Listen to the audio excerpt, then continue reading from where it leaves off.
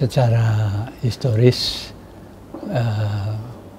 budaya kuliner merupakan salah satu budaya manusia dalam peradaban kehidupannya, yang berfungsi sebagai sarana manusia untuk mempertahankan hajat hidupnya. Indonesia, salah satu negara yang memiliki kekayaan rempah-rempah berlimpah. Itulah mengapa dahulu bangsa asing menjajah negeri ini, sehingga rempah-rempah dicari, diburu, dan diperebutkan. Mulanya, bangsa Eropa mengenal rempah-rempah hanya dari bangsa Arab yang bertindak sebagai broker. Bangsa Arab selalu berusaha menjaga sumber rempah-rempahnya agar tidak diketahui asalnya. Hingga abad ke-16, rempah-rempah menjadi simbol status karena dianggap sangat berharga. Pada saat itu, merica dapat dipakai sebagai alat pembayaran yang setara dengan emas. Mengapa bumbu itu penting?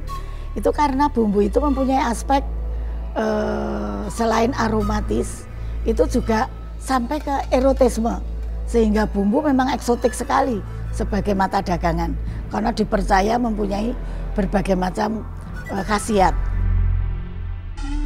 Tahun 1453, Konstantinopel jatuh ke tangan Turki Utsmani yang membuat pasokan rempah-rempah ke wilayah Eropa terputus. Apa yang sebenarnya terjadi? Turki Utsmani melakukan boikot dan harga rempah-rempah dinaikkan semena-mena, membuat Eropa mengalami kelangkaan rempah-rempah yang parah. Bangsa Eropa kemudian menjalankan misi dengan armadanya untuk mencari pulau rempah-rempah yang selama ini mereka pikir hanya ada di negeri entah berantah. Hingga akhirnya mereka menemukan Indonesia. Keanekaragaman rempah-rempah di bumi Indonesia menjadikan khasanah budaya kuliner di Indonesia pun semakin kaya. Kalau kita inventaris bumbu di barat, kalau saya hitung itu hanya sekitar 20-24 macam begitu. Tapi kalau di kita, bumbu itu bermacam-macam sekali, ada 63 bumbu, jenis bumbu. Nah itu kalau dikombinasikan satu masakan 5 saja, sudah ada berapa ribu masakan yang bisa dibuat seperti itu. Kalau boleh saya mengatakan, jadi sebetulnya sejak dulu kala, jadi sebelum abad ke-15, Indonesia itu telah membumbui dunia. Sehingga menurut saya, itu makanan yang paling enak, itu adalah makanan yang dihasilkan di bumi Indonesia. Di dalam sejarah Jawa tentu dengan demikian, mulai masa kerajaan-kerajaan awal, kerajaan Mataram kuno sampai ke Mataram Islam, dan sampai tentu saja pewarisannya kerajaan di Keraton Surakarta dan Yogyakarta, lebih khusus Keraton Yogyakarta sampai masa kini. Di situ kuliner menjadi salah satu unsur budaya keraton. Hal ini dapat dilihat dari beberapa prasasti yang ditemukan. Salah satunya dalam Prasasti Rukam pada 829 Saka tahun 907 Masehi. Prasasti ini menyebutkan berbagai hidangan untuk para tamu dalam upacara penetapan sima. Terdiri dari nasi paripurna timan dengan segala macam lauk pauk.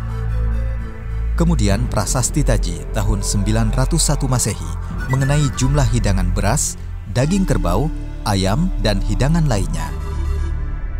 Prasasti Mantiasi I tahun 907 Masehi tentang masakan yang dihidangkan yaitu daging kambing dan lainnya.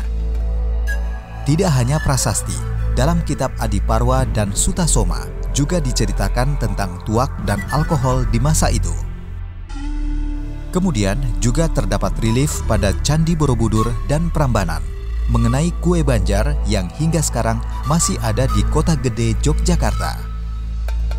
Selain itu, khasanah kuliner dan kegiatan bersantap di Keraton Yogyakarta juga memiliki tradisi yang lebih spesifik daripada kegiatan bersantap pada masyarakat Jawa kuno, serta memiliki keanekaragaman kuliner yang unik dan khas asli Keraton Yogyakarta yang dijaga secara turun-temurun.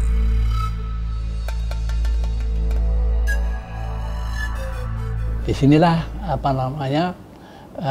kuliner akan memiliki perkembangan yang cukup penting ketika kerajaan itu berdiri dan memiliki aktivitas terutama dalam interaksi hubungan dengan dunia luar, ya, dengan bertemu dengan bangsa-bangsa atau masyarakat di luar lingkungan masyarakat lokalnya.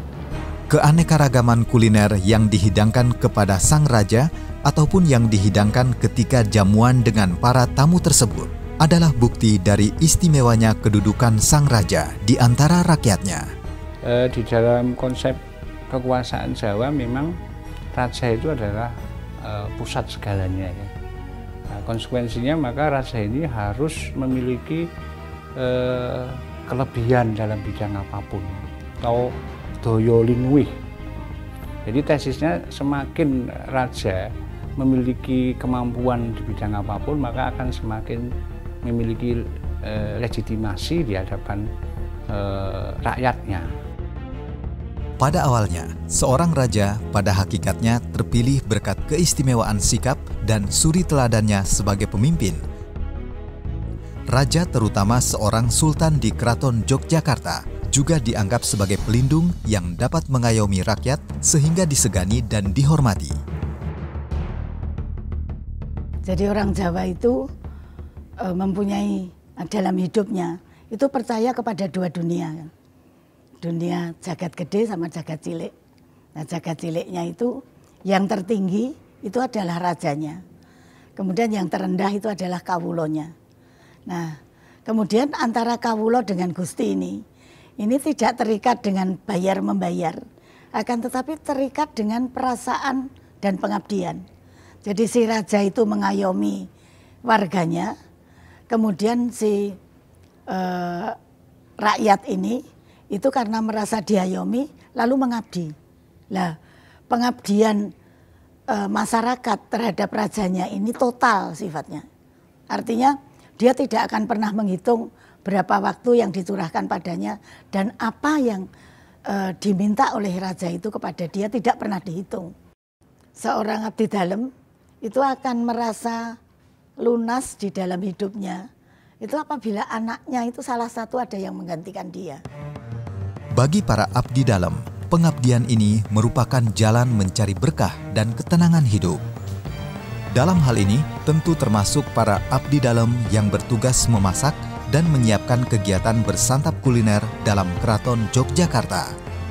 Terselip kebanggaan tersendiri jika masakan yang diramu oleh para abdi dalem ini kemudian diapresiasi oleh sang raja dan kemudian menjadi kuliner favorit bagi sang raja. Semua menu ke raja harus diseleksi secara ketat bahwa itu adalah sehat, kemudian juga terjamin steril dari apa saja yang bisa mencelakakan. Disitulah kemudian muncul semacam politik dapur itu tadi. Nah, oleh karena itu siapapun yang berurusan dengan makanan raja ini untuk jaminan keselamatan raja, maka harus memenuhi persyaratan yang loyal seloyal-loyalnya. Meski tak terdokumentasi dengan baik, sejak dulu urutan tata cara penyajian kuliner untuk raja di Keraton Yogyakarta tidak banyak berubah dan masih lestari dilakukan hingga sekarang. Namun, cara menyajikan sajian raja yang disebut dahar dalem sedikit berbeda antara sultan yang satu dengan sultan yang lain.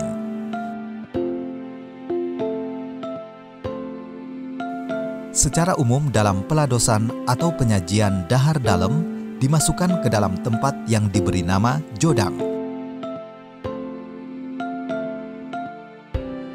Kemudian dibawa dengan cara dipikul oleh orang abdi dalem geladak dan dipayungi dengan payung berwarna kuning keemasan. Jodangnya itu dibawa dengan jalan dipanggul. Memanggul itu adalah meletakkan barang di pundak seseorang. Nah, meletakkan barang di pundak ini adalah pada posisi nomor 2 setelah kepala. Karena yang dibawa itu makanan raja, maka tidak dicangking, tidak digendong, tetapi dipanggul. Lalu ada abdi dalem lain, itu yang membawa payung. Pertama, payung itu untuk pelindung. Kemudian yang kedua, payung ini juga simbol dari perlindungan. Mohon perlindungan kepada Tuhan supaya makanan yang dibawa itu selamat sampai dihidangkan di depan Sang Raja. Lalu ada abdi dalem perempuan yang memakai samir. Jadi samir itu tanda bertugas. Samir itu sesuatu yang dikalungkan di leher untuk tanda bahwa dia sedang bertugas. Tidak boleh diganggu gugat, tidak boleh disuruh yang lain. Unjukan Sri Sultan ini dipastikan selalu berupa teh. Nah, karena itu teh yang dibuat, maka daerah tempat pembuatan teh ini disebut patehan. Nah, lalu mereka yang bertugas untuk menyiapkan teh yang akan diladoskan sebagai pengunjukan dalem itu disebut abdi dalem patehan. Nah, jadi abdi dalem patehan itu setiap hari membuat minum yang terdiri pekerjaannya itu atas memanaskan air, kemudian menyeduh teh, kemudian setelah seduhannya jadi dituangkan, dan tuangan pertama itulah yang dipakai untuk pengunjukan dalem. Entah Sang Raja itu ada apa tidak, itu ditentukan sehari sekali, yaitu munjuknya itu jam 11 siang, lalu ngelorotnya itu jam 3 siang. Peralatan makan yang digunakan oleh masing-masing sultan pun berbeda, tergantung dari kebutuhan ataupun permintaan dari sultan itu sendiri. Sultan Hamengkubuwono ke-7 misalnya, ketika sang raja bersantap, maka ia senang menggunakan piring yang sangat besar. Dalam catatan sejarah, hal ini dikarenakan sang raja memiliki istri berjumlah 21 orang dan senang memakan masakan dari masing-masing istri yang sedang melayani sebagai bentuk penghargaan. Peralatan makan para sultan pun memiliki ciri khas tersendiri, terbuat dari berbagai material indah, seperti keramik porselen mewah dan berwarna-warni, tergantung kesukaan sang raja. Terdapat juga beberapa perkakas yang terbuat dari kaca kristal yang elegan dan istimewa, logam berbahan perak, serta beberapa di antaranya disepuh dengan tinta keemasan. Peralatan tersebut kemudian diwariskan secara turun-temurun, dan pada saat ini tetap terjaga dengan baik. Selain peralatan makan yang cukup beragam dan bernilai sejarah tinggi, ketika para sultan makan, seperti yang terlihat pada masa Sultan Hamengkubuwono ke-7, terdapat sebuah tradisi yang cukup unik dan mengandung nilai edukasi yang baik, yaitu tradisi marak dahar. Yang pertama, mengedukasi seluruh keluarga sultan mengenai kedisiplinan. Disiplin pada aturan yang diterapkan mengenai urutan makan berdasarkan posisi dan umur. Hal ini tentu saja agar seluruh keluarga sultan menghargai dan menghormati siapa yang umurnya lebih tua.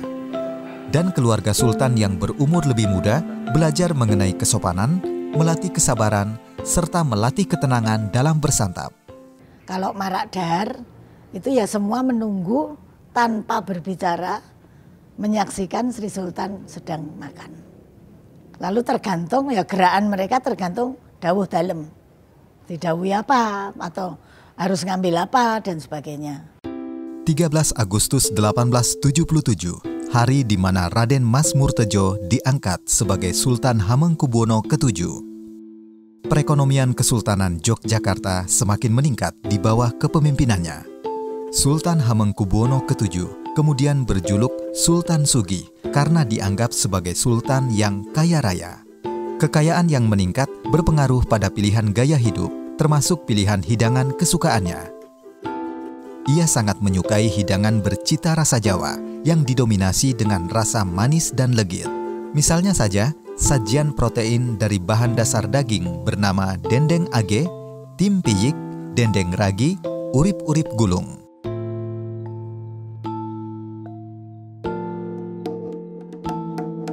Masing-masing sultan memiliki perbedaan gaya makan dan hidangan kesukaan. Sultan Hamengkubuwono ke-8 memiliki gaya dan kesenangan tersendiri untuk menikmati kudapan sore hari. Ia suka sekali bersantap kudapan bersama para abdi dalem khusus yang disebut abdi dalem oceh-ocehan. Canda gurau para abdi dalem menjadi penghiburan yang menenangkan bagi sang raja. Beliau juga terkenal sebagai pribadi yang penyayang. Di sore hari ketika Sultan sedang menikmati kudapan kesukaannya, cucu laki-laki beliau seringkali datang berkunjung. Sang raja yang terkenal royal sering memberi uang saku untuk para cucu yang datang agar dapat mengunjungi acara sekaten. Sultan Hamengkubuwono ke-8 juga terkenal gemar bersantap makanan berbahan dasar hewani dan tentu saja mengandung protein tinggi. Salah satunya adalah sajian lombok ketok yang terbuat dari daging sapi. Tahun 1916, Sultan Hamengkubuwono ke-9 berumur 4 tahun, telah terpisah dengan keluarga kerajaan dan diasuh oleh keluarga Mulder dari Belanda. Sekitar tahun 1930, beliau berangkat untuk mengenyam pendidikan di negeri Belanda. Gaya hidupnya yang mandiri ketika berada di negeri Belanda membuatnya gemar memasak, serta mempengaruhi selera dan kesukaan Sultan Hamengkubuwono ke-9 pada hidangan akulturasi dari Jawa dan Belanda. 25 Juli 1966, Sultan Hamengkubuwono ke-9 ditunjuk oleh Presiden Soekarno sebagai Menteri Ekuin, sehingga Sultan lebih sering berada di Jakarta. Namun kegemarannya memasak tidak berhenti begitu saja. Sebulan sekali Sultan pulang ke keraton, mengumpulkan para istri dan putra-putri untuk memasak bersama di pesanggrahan dalam Ngesi Gondo Kaliurang. Kalau siang hari kira-kira jam 10 itu kita sudah mulai rajang-rajang itu yang namanya kentang, wortel, buncis itu sudah diberi contoh. Kalau wortel seperti ini, kalau kentang seperti ini, kalau buncis seperti ini. Saat itu, Sultan sendiri yang memasak dan meracikan masakan untuk putra-putri dan istrinya. Tampak sisi lain sang raja yang secara rendah hati dengan sengaja meluangkan waktunya khusus untuk memberikan perhatian pada keluarganya. Menu kesukaannya ketika itu, olahan bestik daging sapi dilengkapi dengan sayuran buncis, kentang, dan wortel yang diberi nama bistik Jawa. Sang Sultan juga suka bersantap dengan dahar pandan wangi, berupa nasi yang diberi daun suji serta daun pandan, ditemani lauk pauk berupa sayur bobor komplit dan diakhiri dengan menu penutup dari bahan pisang yang bernama arseng. Jika dibandingkan dengan pendahulunya, menu masakan kesukaan Sultan Hamengkubuwono ke-10 mengalami pergeseran menjadi lebih sederhana dan praktis. Hal ini sesuai dengan karakter pribadi sang Sultan dan model kepemimpinan beliau yang lebih merakyat. Kalau di rumah itu selalu hidangannya itu ada 7 macam. Jadi ada sayur yang santan, ada sup, kemudian ya yang lain tuh ada sayuran dan sebagainya, itu masih biasa. Sayurannya itu ada yang mentah dalam artian kayak urap, kayak gudangan kayak gitu.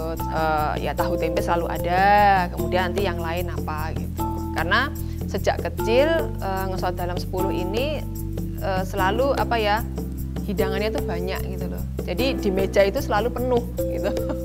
Jadi harus ada 7 macam gitu. Teknik memasak selalu mengalami perkembangan, baik secara proses maupun peralatan yang digunakan. Namun pada dasarnya, proses memasak yang dilakukan para pendahulu sebenarnya dapat diaplikasikan pada teknik-teknik yang lebih modern.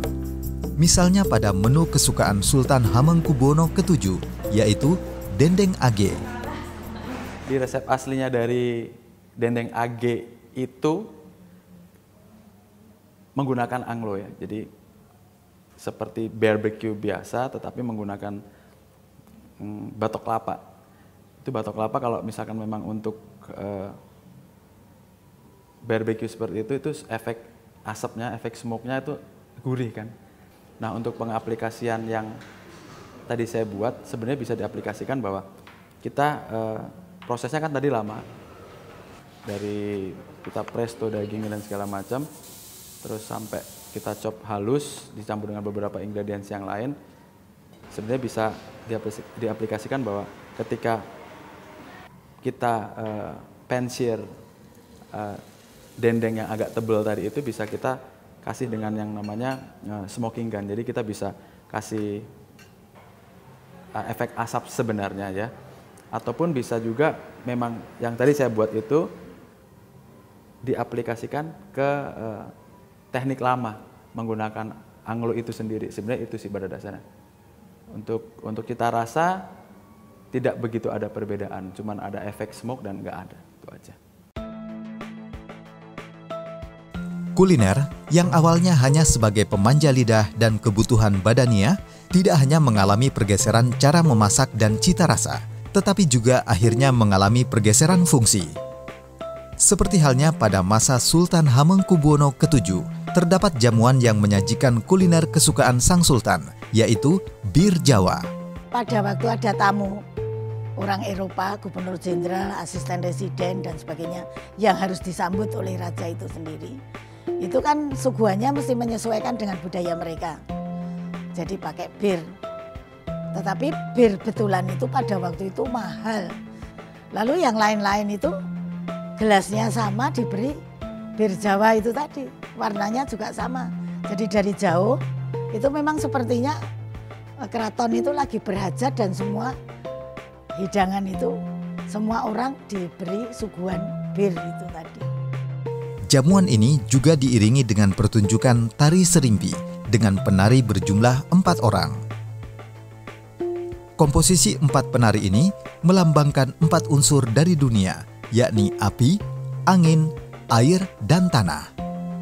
Ciri khas tarian ini yaitu gerak gemulai para penarinya yang ditarikan selama 1 jam, menimbulkan efek mengajak mereka yang menyaksikan seakan terbawa ke dalam dunia mimpi dan membuat perasaan nyaman. Ini yang menjadi ruh tari serimpi. Sajian tarian dan bir Jawa ini merupakan strategi politik yang dilakukan Sultan dalam seremoni aksi saling kunjung dengan pihak Belanda. Sebagai strategi diplomasi atas dasar kondisi yang objektif, perlawanannya atau diplomasinya melalui diplomasi budaya. Untuk bisa tadi menciptakan tadi keseimbangan politik. Mungkin keraton mengusulkan atau mempunyai aspirasi dan tuntutan-tuntutan tertentu bisa dicapai tanpa artinya melalui tadi protes yang keras, bisa juga melalui seremoni-seremoni semacam itu. Ini juga dapat disebut sebagai diplomasi budaya. Tradisi menjamu dengan bir Jawa masih dilakukan pada masa Sultan Hamengkubuwono ke-8. Bahkan sang sultan terkenal sering mengadakan jamuan kenegaraan. Namun pengaruh budaya barat terasa lebih kental. Hal ini terlihat dari aksi tos ketika akan menikmati bir Jawa.